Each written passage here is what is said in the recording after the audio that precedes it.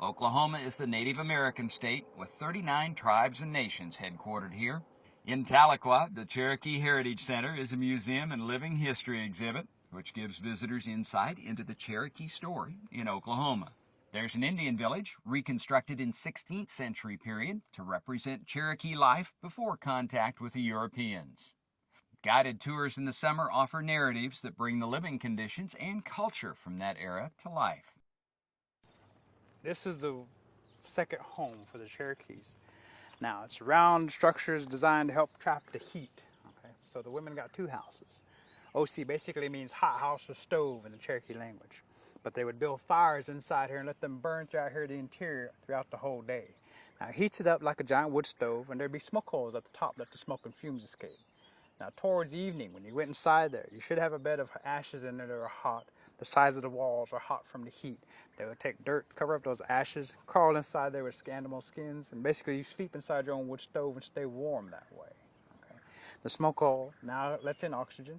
You could cover a part of the door part way, but maybe not all the way because it's so hot inside there.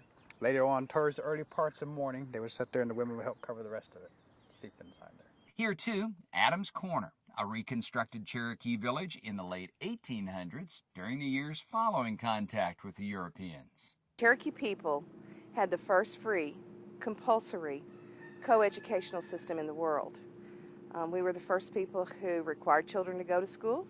We were one of the first peoples who allowed boys and girls to go to school together, which in the early 1800s was not heard of, as well as the fact that girls didn't even get the opportunity to go to school.